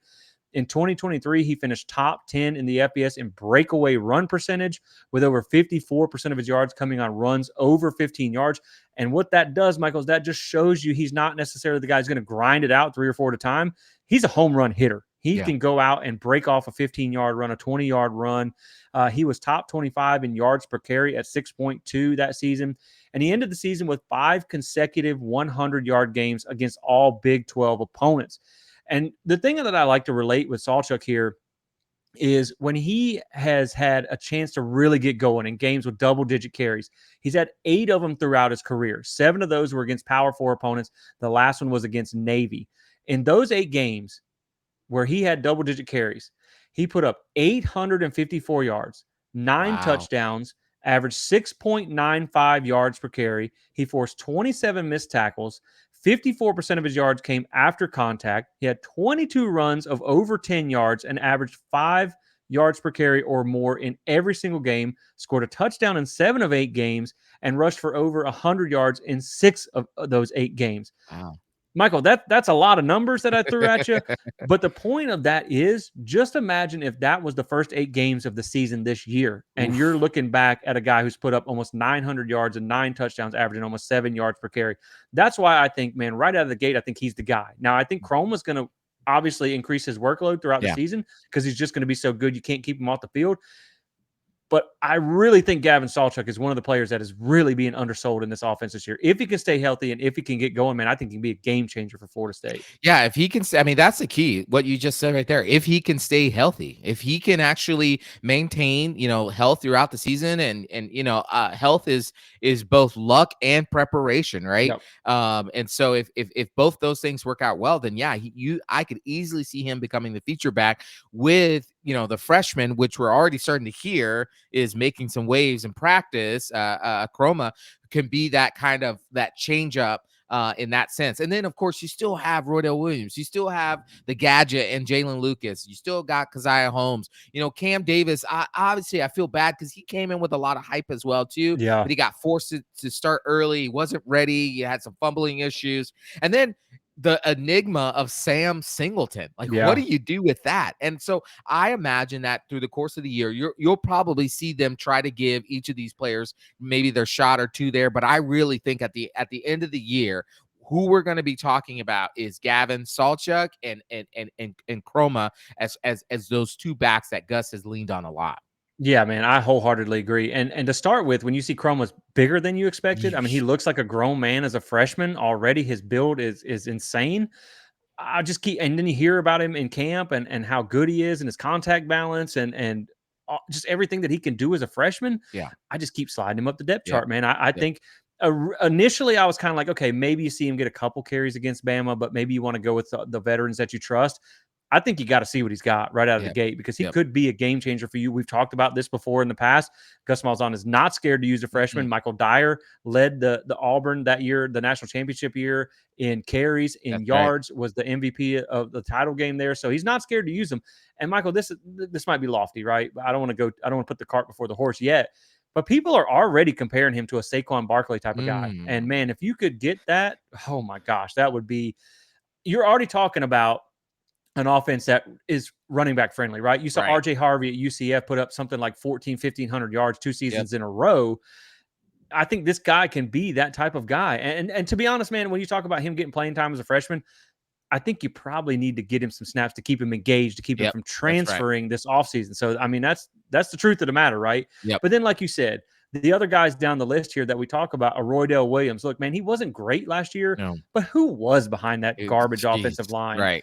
He did. And I put this on the graphic if you're watching on YouTube because I wanted to show that, like, yes, last year, basically every running back did not look good, but that doesn't mean they've been bad their whole career. You look at what he did at Alabama, 111 carries, 560 yards, 5.1 yards per carry. Now, a lot of that did come against South Florida, but you've seen it in the past. He's a big kind of, swole up built guy. I think he can be a power back for you. If, he was injured last year, he's got to be healthy again there. And then, like you said, man, the gadget guy, Jalen Lucas, who also will play receiver for you. I'm really excited. Jalen Lucas was probably one of your biggest losses last year. You lost him in the Boston College game. He had led you at the time in yards per carry. He had done some things in the pass game. This was a guy that we heard from Indiana that was really going to be a kind of a game-changing X factor for Florida State, but Indiana just didn't use him correctly. And so he's also a really good returner, and you missed Right. out on that opportunity too. So I think this is a guy that you can get in there, if he can stay healthy, man, he's that type of guy that if you get him in space, he's small, but man, he's so quick and so twitchy. Keziah Holmes, he was a top 5 all-purpose back coming out of high school. This is the guy that I've been high on since he got here. He just hasn't got a lot of workload. Yeah. He was at Penn State where he started, scout team player of the year there. last year's numbers weren't great when you look at it from, only 15 attempts for 84 yards. But in 2023, he averaged 6.4 yards per carry. In 2024, he averaged 5.6 yards per carry. And yes, that was in a limited sample set here. Right. But I mean, 5 yards a carry and 6 yards a carry is pretty darn decent. And then, like you said, man, Cam Davis, again, got some things. He was a high school quarterback, so he's That's got to right. get used to playing that running back position. And it was a terrible offensive line, and then, as you said, with Sam Singleton, we saw the speed. You Yeah, just need. man. I just don't know how you're going to get the ball to everybody. I think that's Right. the biggest question mark of this group. But man, I think you have a lot of guys that have a deep and diverse skill set that I really like. And I Yep. think this running back room will be by committee, but you got some guys who can be a home run threat in Sawchuk and Chroma. And then I think you got a lot of other guys who can work in packages. And man, this can be in this offense, this can be a big strength of this team. Yeah, absolutely. I just think back to when Gus was at Auburn and he was coaching Trey Trey Mason. Trey Mason, Yeah. who did the Heisman pose and then had to watch The us celebrate. premature Yeah, the Heisman premature post. Heisman pose and then had to watch us celebrate a natty in his face. Love that. But Trey Mason was dynamic. I mean, Yeah. gosh, they Yeah. fed that boy a lot. And so again, I'm with you on this. I think it's going to be. I think we'll probably see a three-headed monster. I think what we'll probably see for Alabama is we'll see Gavin Sawchuk and probably Roydell start, Yeah. and then Yeah. Chroma come in a little bit, get there. But I think before the end of the year, it's going to be Sawchuk and Chroma really kind of leading the way. And honestly, that's what you kind of hope for. If you don't see Chroma start taking more and more, then you start to maybe worry: is he not as good as we thought? If is he not ready yet? Like, what are those things? Yeah. But I Gavin Sawchuk probably will be the workhorse, the feature back that Gus Malzahn leans on a lot this season. Yeah, I agree with that. And I just looked it up, man. Trey Mason in 2013, that year they went on the title run, 317 attempts. First off, that's a lot This of is a lot daggone of attempts. whoosh. 1,816 rushing yards, 23 touchdowns. That's wild. And you I saw mean, RJ Harvey put up kind of similar numbers. So if yeah, you got a good feature back in this offense, man, they're going to put up numbers. that's right. But let's go out to the receiver position, Michael. And this is another one where, man, I mean, I just got to call it like it is. You got some pieces, man. Yes. You really do. Now, you got some question marks in that group too. So we'll start here with your wide receiver one, Deuce Robinson. Obviously, you brought him in. You did all the things, put in the resources to getting him over from USC, legacy commit here. You want to see him take that next step, right? He's been a consistent 350 to 400 yard receiver at Southern Cal the last 2 years. Obviously, one of those was with Caleb Williams, a Heisman winner at quarterback. Now, his drop rate did decrease significantly from 23 to 24, which was really good, but the catch percentage also dropped off too.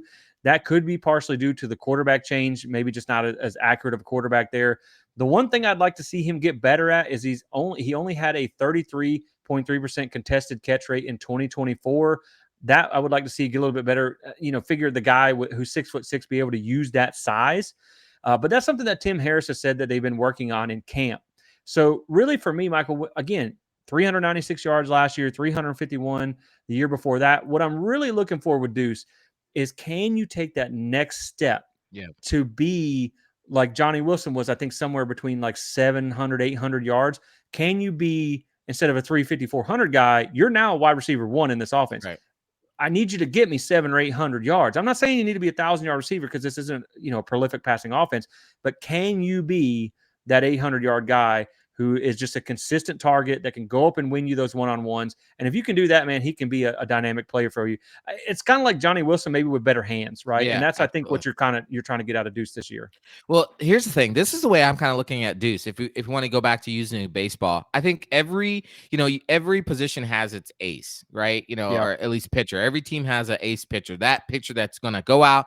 That when they're pitching, you're gonna get deep. You're gonna get 6 innings. You're gonna get maybe 10 strikeouts. Very few walks. They're gonna have you in the game most of the time. Yep. On the receiving side of things, Deuce Robinson has to be the ace of that group, right? Yeah. And I think back to, I know we keep talking about Johnny, but I see this comparison so much because I feel it's actually reality. When Johnny got to Florida State, he was almost an afterthought at Arizona State, right? They Yeah. just kind of basically, and no Yep. offense to Kenny, but they basically just gave up on him. Like, whatever, Yeah, I he think comes, that was wasn't that Herm that Edwards? was Herm Edwards, Yeah, and yeah, that's what I'm yeah. saying. No offense to Kenny's program, Oh, but yeah, yeah, yeah, yeah, yeah. they basically given up on Johnny. So Johnny comes to Florida State, and I mean, just that first year alone was like, holy cow! How in the Yeah. world do you let this Right. kid go, right? And yes, he had some drop problems, but over time, he just kept getting better and better and better. Well, I would also say that Deuce was kind of a forgotten piece of that USC offense. Yeah. Now, remember, guys, I used to live out in California, so I used to go to the games and watch a lot. I remember Deuce. He was kind of that forgotten piece among that. I mean, they had a plethora of wide receivers there. But I think now with him potentially being the featured Yep.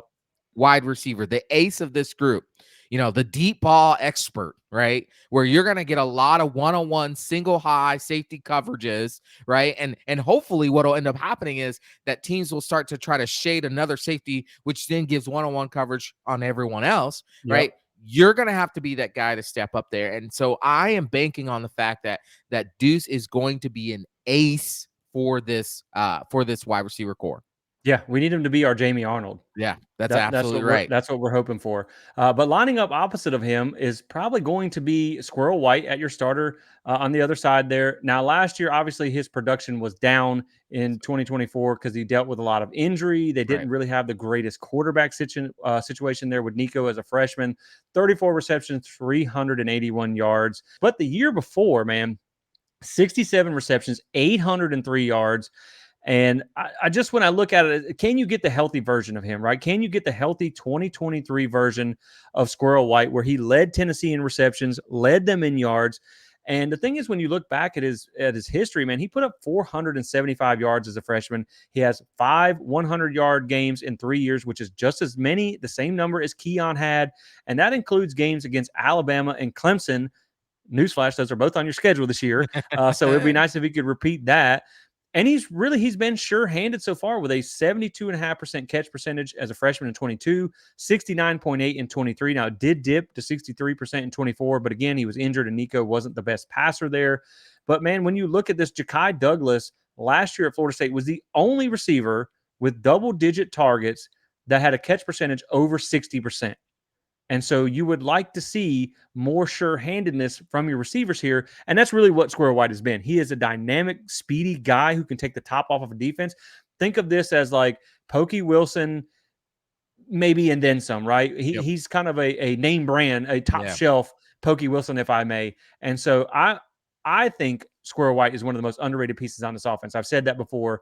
If you can get him back to being the healthy version of 2023, and if you can, man, you've got kind of a thunder and lightning approach here with a Right. speed guy and a size guy. And man, if he can be healthy and put up an 800-yard season for you, that's going to be huge for the pass game. Well, yeah, I mean, you're looking at in the Gus Malzahn offense, they like to run a lot of what they call jet, which is a wide receiver lines up on one side, probably the left tackle side or the right tackle side, and then he jets across the right in front of the quarterback. You got those what they call the pop passes. You got the jet motion that then sends them up on a wheel route. Like that requires speed and Yeah. angles, and that is what Squirrel White is perfect for. Obviously, you're gonna leverage him on a lot of out routes, stuff like that. I mean, you can throw deep to him as well too, but those are going to be really the routes you probably see a lot of him used on. If he can stay healthy, he could be a dynamic lightning part of the lightning and thunder between him and Deuce.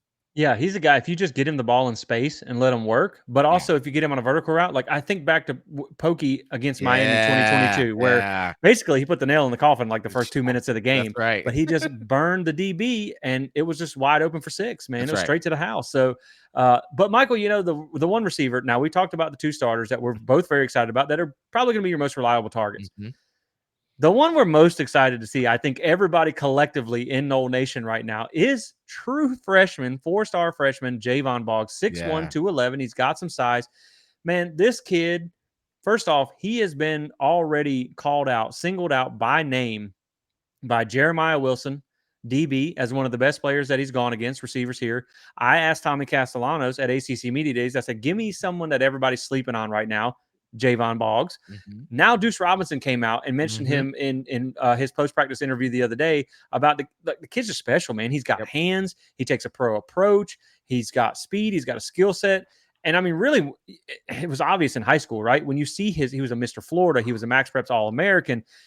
He put up like a bajillion yards. Yeah, yes. I think he set like the Florida all-time record in a single game with like 378 yards. Now Mm. that's high school, but it obviously looks like it's carrying over to college. And at one point, he was, I believe I read this right, he was UCF's highest recruit ever. Yep. And so now you get him with the Gus Malzahn move, and it looks like he's already kind of turned into a dude for you. So I think he's going to be your starter in the slot there as a freshman, man. And I Mm. think this guy is going to be just like a Chroma, man. He's so good you can't keep him off the field. But from the early returns we've seen in camp, called out by the players, called out by the coaches, players typically don't overshoot that like a coach might. That's They don't right. they don't have to do coach speak. This kid's going to be special, and I can't wait, man. And really, you talk about game one against Alabama, right? We heard it a bajillion times last year, right? Ryan Williams. Oh, Michael, did you know he was 17 years old Yeah, last year? he's 17. I don't know that they ever mentioned it on the broadcast. But just in case, he was a breakout freshman for them. So there's That's no right. reason that Boggs can't be that type of guy. And when you've heard all the talk, man, there's going to be high expectations, but sounds like, man, he's ready to live up to it. And that one that you saw that you referenced to, where just Oof. a one-handed grab up over the DB, it just shows you, man, this guy's got something to him. Yeah. Listen, I want to make sure. I heard a comparison the other day to P Dub, and I was like, all right. That's lofty. Yeah. Hard, fast breaks. Let's calm down, Yeah. Let's everybody. pump the brakes there. This is Peter Warwick, man. I mean, come on, one of the great Seminole legends. Like, I still remember where I was sitting when P Dub made that catch against Virginia Tech in the national championship game. Yeah. Let's calm down, everybody. And I don't want us to overhype this kid so much that when he comes out and he has one catch for 5 yards against Alabama and that's it, we're going to be like, well, what the heck, man? Yeah. Here we go again. Right. But I will say, the fact is, not coaches, not coaches, but players are all singling him out as like, this is a guy to watch. You don't understand. This is a guy to watch. We heard that a lot at ACC Media Days. This is a guy to watch. We've seen them come out over and over again. This is a guy to watch. So I'm really excited to see what he does. I am keeping my expectations low for Alabama.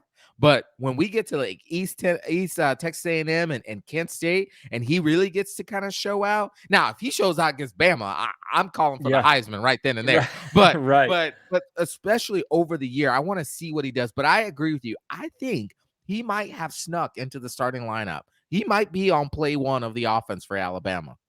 I think it's possible, man. And again, like we talked about, you just look at a Sperry, a Javon Boggs, a Chroma, a Kevin Wynn. You can see there's some talented freshmen on this team. Now, when we talk about the rest of the room here, one name that has stood out in camp is Elijah Moore. Now, again, we heard great things from camp last year too, but he never really got on the field a whole lot. I know Mike Norvell said he's just kind of waiting for him to put it all together.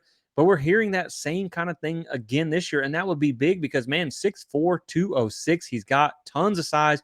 When you want to talk about perimeter blocking, when you talk about a guy who can maybe trade out with Deuce and go up and be your jump ball guy, would just love to see him get more of an opportunity with all that we've heard.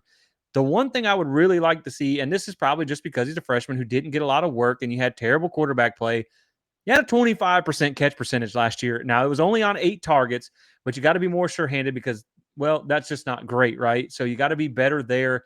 Wayne McCoy is another guy. We've heard some positive things coming out of camp here.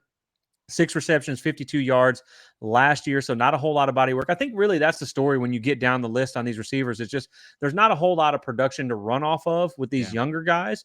But, you see the talent from Elijah Moore. You see the talent from LaWayne McCoy. We already talked about Jalen Lucas here. He's also going to be a good player for you in the slot, that gadget player.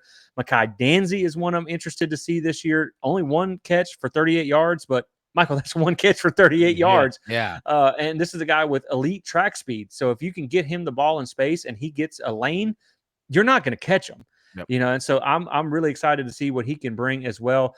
The one that I just can't put my finger on is Gavin Blackwell. Yeah. I know they have high hopes for him. He's a veteran guy, a redshirt senior coming over from North Carolina.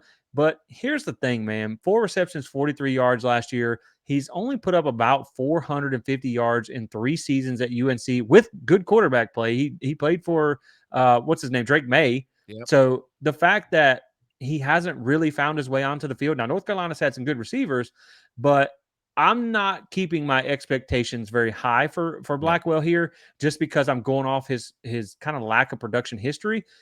But man, at the end of the day, the staff seems to like him. They seem high on him, and he's an experienced guy. So I think he's at least a solid rotational piece for you.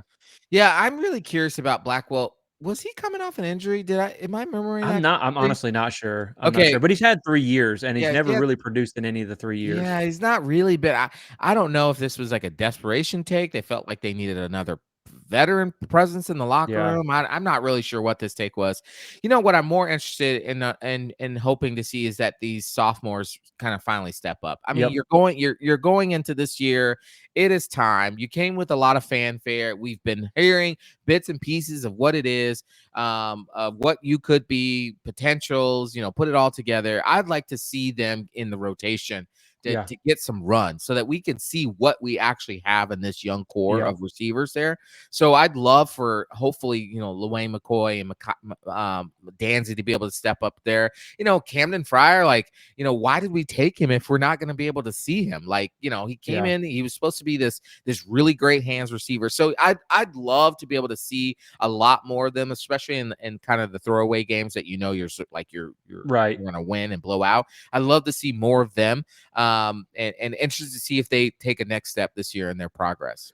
Yeah, and you don't know how big the workload is going to be because you took the top end guys. But to round Correct. out that room, obviously you have BJ Gibson, who looked good against, I know it's Charleston Southern, but he Yep. had some catches there, and we've heard how talented he is. Obviously he's a two-sport athlete, did well at baseball. You got Tariq Mallory, Tayshawn Gelsey. You got some guys with size there. One that's interesting, Michael, I thought, I don't even know who Willie Suarez was, but there's been a lot of buzz that this kid is legit. And then, of course, like you mentioned, Camden Fryer. And so that rounds out the room, man. So we'll just have to see if those guys can get any burn, like you said, maybe in those early games. So Yeah. the last position group that we got to talk about here, Michael, is tight ends. And of course, I had to separate this from receiver because this is a good position group, man. You got a lot Yes. in this room.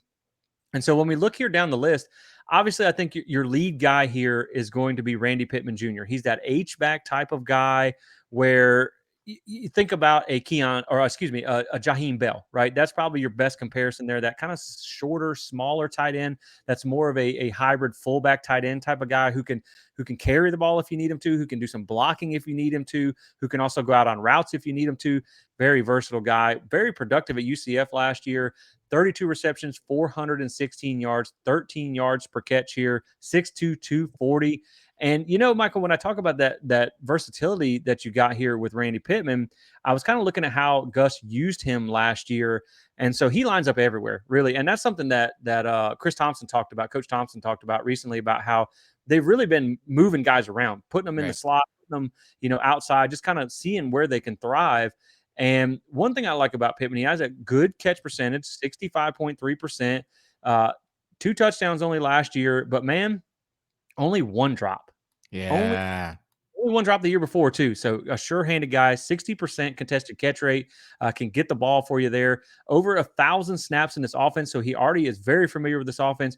But that versatility I talked about, he lined up in the slot 33% of his snaps last year. He lined up out wide 8% of his snaps. He lined up in line 47% of his snaps, and in the backfield 13%. So this is a guy that's just really a Swiss Army knife of this offense for you. And man, you've heard good things about him. I can't wait to see this guy in that H-back type of role. Oh yeah. Like, I mean, again, you remember when Jaheim Bell was healthy? Remember that Oh, LSU yeah. game in Orlando? Yeah. My goodness, right? Lead blocking, just Lead laying LSU blocking, dudes laying out. Yeah. people out, putting them to sleep, scoring touchdowns. I mean, he was just doing it all.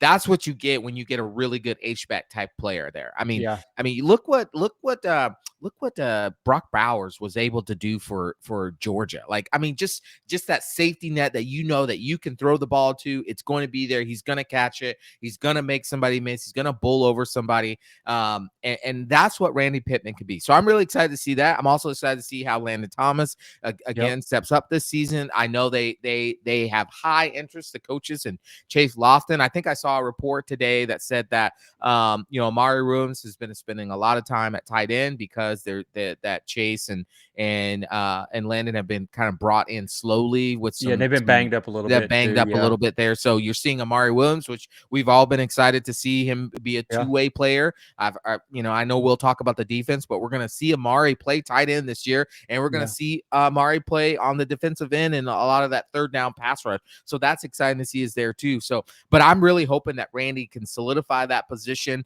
We don't have, drop lock anymore, dropping balls all the More time. drop. Yeah. More drop. Yeah. And that would be super helpful because that was getting really old really quick. So excited to see how this tight end room helps this offense thrive this season. Yeah, and you got a good mix of skill sets. And I watched Chris Thompson's interview the other day, and he talked about how, like, right now they just want guys to learn the position so you can be anywhere. Right. But in case you end up getting forced into a role if a guy goes down.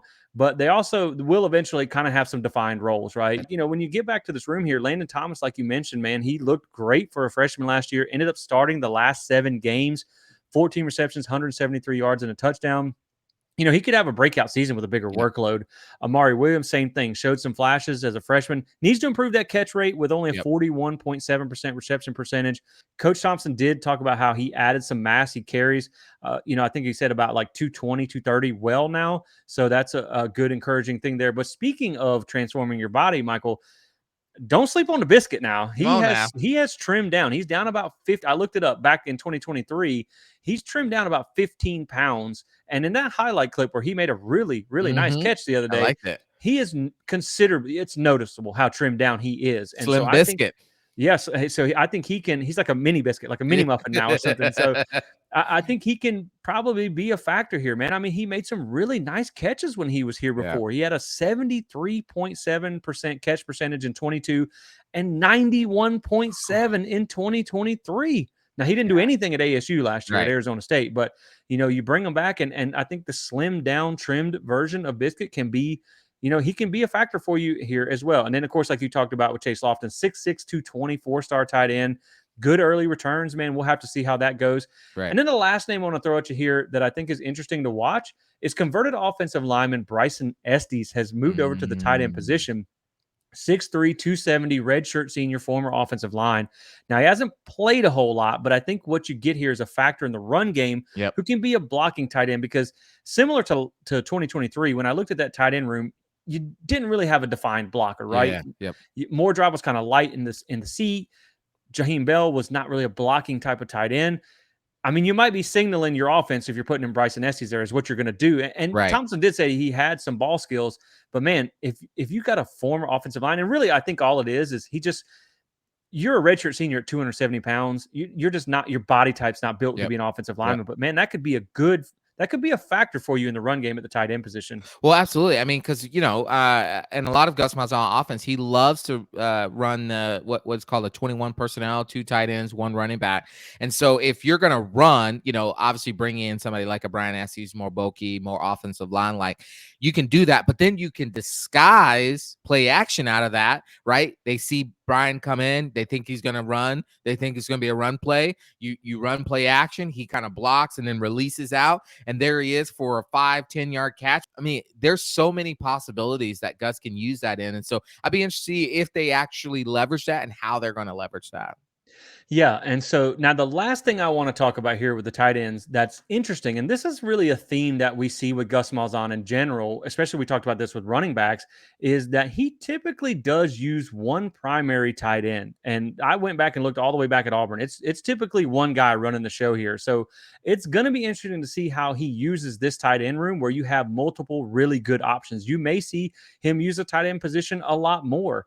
And again, what Coach Thompson said about being able to line up all over the field in Gus's offense, you got a lot of different body types, you got a lot of different skill sets. But one thing that I will say when you look at Gus Malzahn is, yes, he has typically used that one guy, but man, the usage of tight end in receptions and yards in this offense has skyrocketed as of late. So this is interesting. I'm going to throw a graph up on the screen here.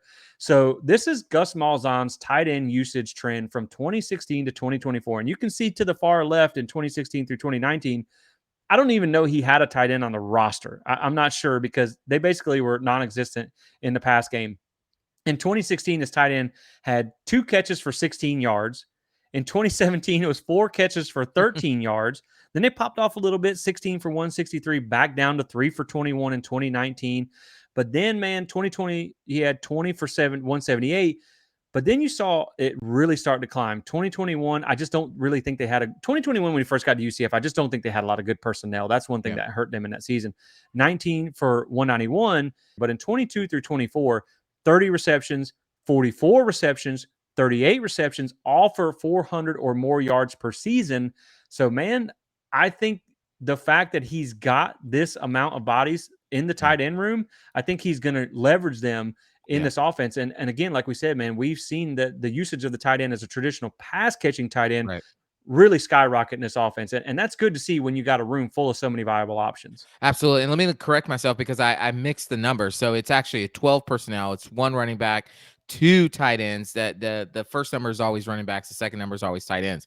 And I think based on what you were saying there, you could see packages where he runs like a 13 personnel where you got running back, 3 tight ends. If he feels good about leveraging those 3 tight ends, where you have maybe 1 stay in and block, 2 run out for routes. I mean, you could do so much into that. And with his increasing of the tight end position.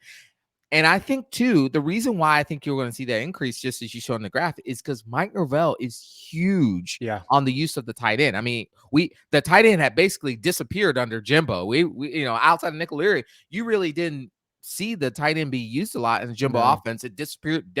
Definitely didn't get used under Willie Taggart, but Mike Norvell has tried to bring it back.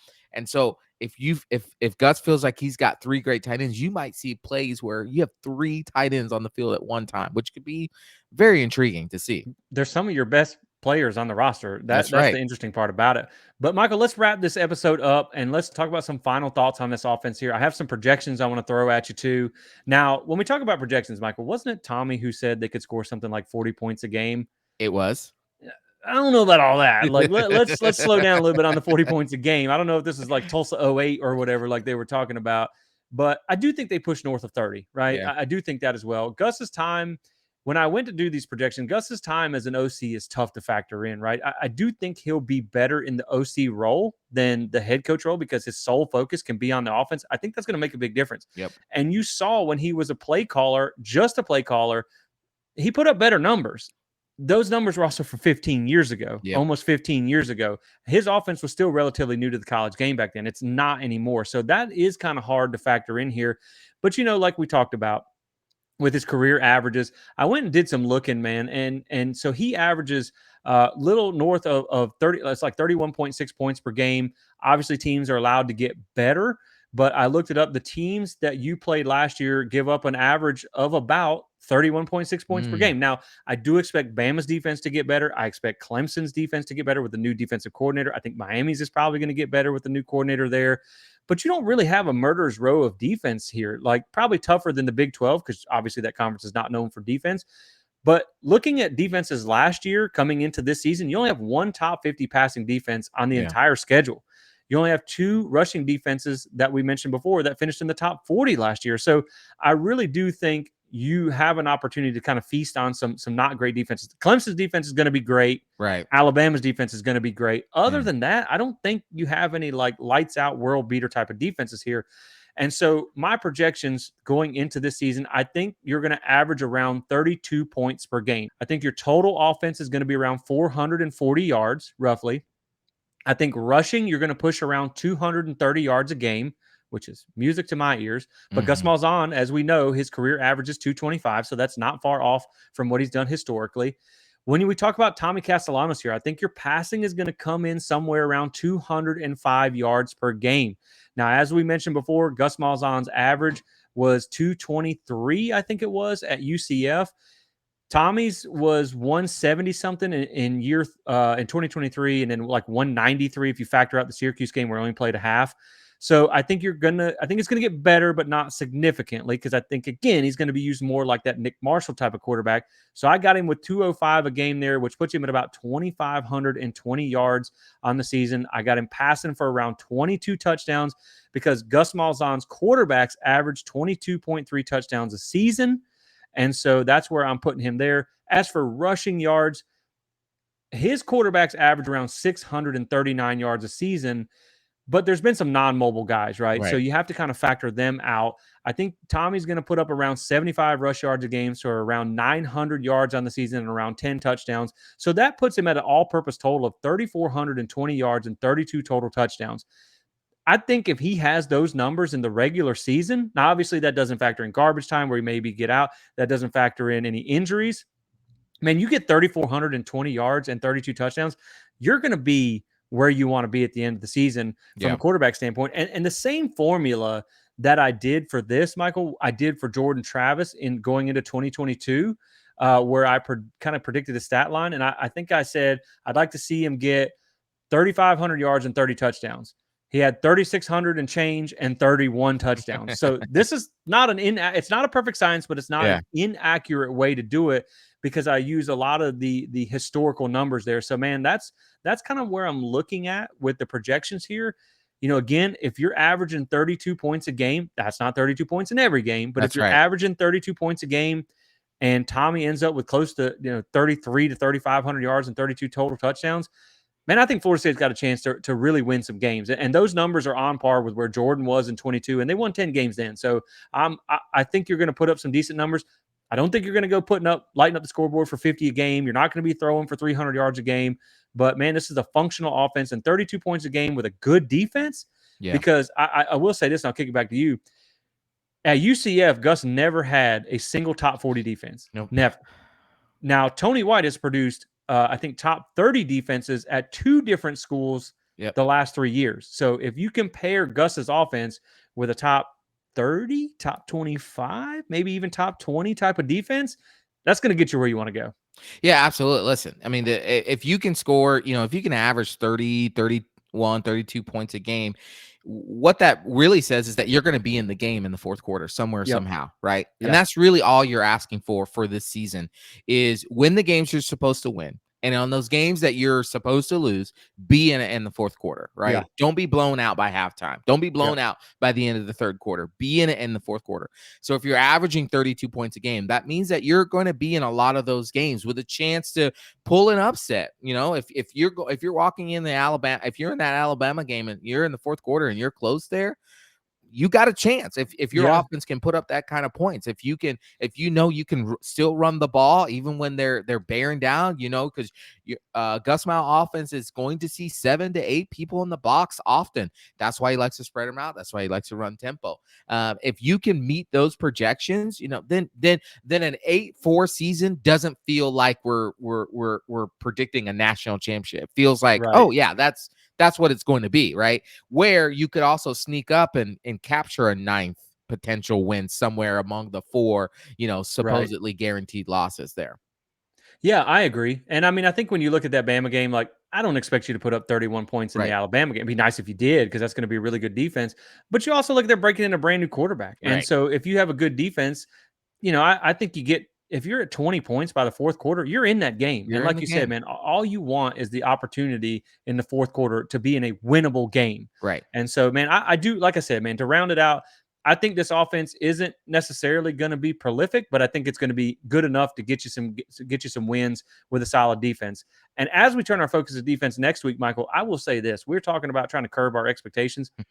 The more I look into Tony White's defense, the more excited I get, because I think that's going to be a really underrated hire, because he's done really good. I'm excited about that defense. So that's going to be it for this episode, guys. This is part 2 of the 2025 offensive preview. I know we probably ran a little bit long on this, but like we said, we want to give you guys the coverage that you deserve and kind of really dig into this thing. That's how we do it at Plant the Spirit. We leave no stone unturned. So if you enjoyed this content, drop a like and subscribe, a rate and review on the podcast. Helps us reach other people.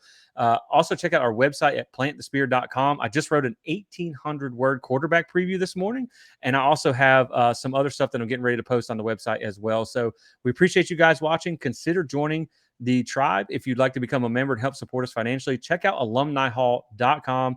Save 10% with code SPEAR and get you some new Knoll gear for this year, because Michael, all that stuff you had last year, like we said last episode, the luck is gone. It's time for some new stuff. So with that being said, guys, we appreciate you watching, and we'll catch you on the next one. As always, go Knowles.